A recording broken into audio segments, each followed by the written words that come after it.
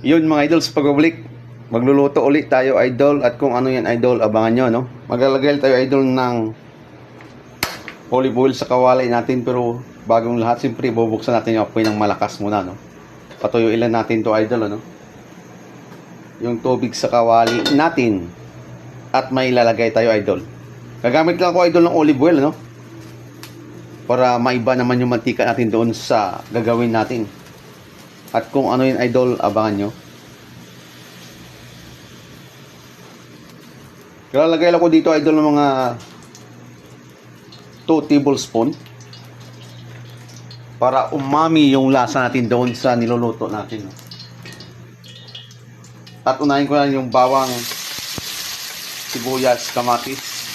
Sabay-sabay na yan idol. Sote lang natin yun ng sote idol hanggang makuha natin yung aroma. Pag nakuha na natin idol yung aroma, yung may bango na siya idol ano, huwag naman natin sunugin ano, yung condiments natin na bawang, sibuyas, kamatis. At pag ganyan na siya idol, ulog ko yung manok idol na 1/2 kilo idol, walang timpla pa yan idol ano. Gagawin natin, sakot-sak muna natin to idol. At bagong lahat, lalagyan muna natin yan idol ng paminta. Depende sa rami ng gusto nyo idol no. At lagyan natin ng patis idol.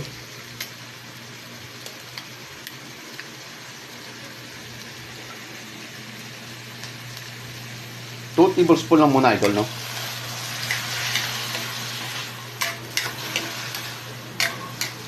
At lakasan mo yung apoy idol para ma-reduce agad yung sauce na, o di kaya ilalabas yung sabaw niya idol. Tapos maglagay mo tayo ng 1/2 tablespoon rock salt. At inaan natin yung apoy idol at takpan muna natin no, hanggang maluto yung manok natin no, saglit at lumabas lang yung juicy niya doon idol. At silipin natin idol no. Pag ganyan niya yung itsura niya idol, ibig sabihin lumabas na yung katas doon sa manok idol. Maglalagay tayo ng 1 cup water. Depende sa baso nyo idol na gagamitin no. Tapos simmer lang muna natin yan idol hanggang maluto yung manok. At saka may ihulog tayo din idol ano, para sabay mamaya doon sa mga ingredients natin na idadagdag or gulay mga idol.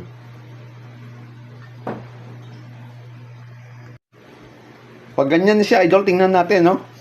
Ibig sabihin idol, luto na yung manok at may ihuhulog tayo dyan idol no. Ito yung munggo idol na 30 pesos ano. Hulog natin sa manok. At ni-pressure cooker ko na idol, 5 to 8 minutes luto na yung munggo idol ano. Wala pang timpla ni idol ano. Doon tayo nagkaroon ng timpla sa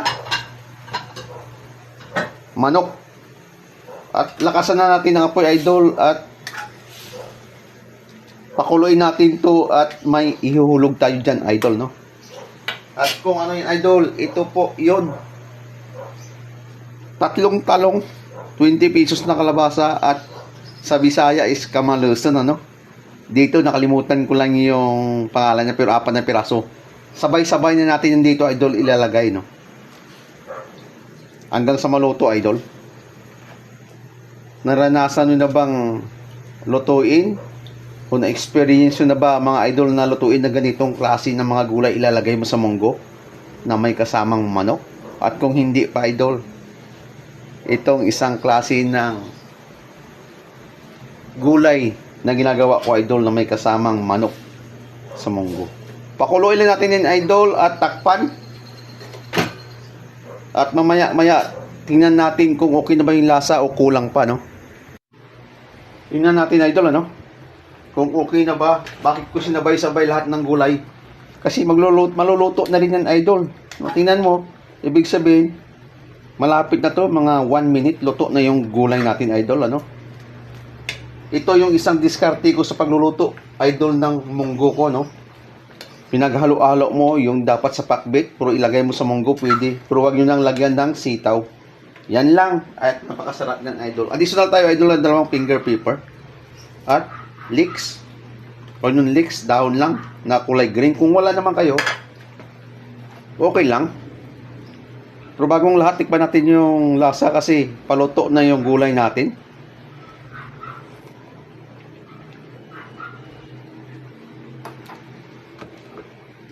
Kulang idol, pero additional tayo ng fish sauce na lang, no?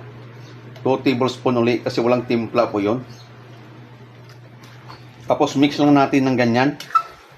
Pero may ininaan ko na yung apoy idol, ano?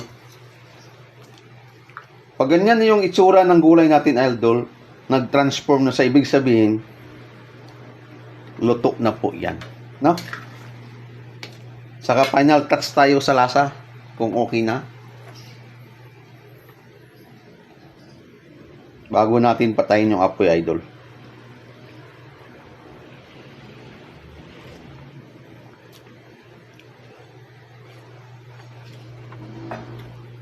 Okay ng lasa idol at hindi na ako gumamit ng granules idol.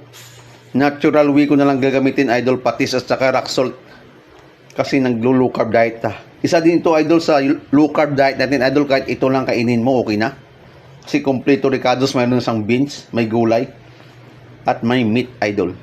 Yun lang mga idol, sana nagustuhan nyo yung luto kong munggo gisado. May version, isang style ko idol. Kung hindi pa nagawa, try nyo gawin. Pero bagong lahat, huwag nyo kalimutan mag-subscribe YouTube channel ko, TikTok account ko, at follow, share, comment idol. Tapusin yung mga videos ko idol at abangan nyo pa yung mga gagawin ko idol. Yun lang mga idol, kainan na. Bye bye.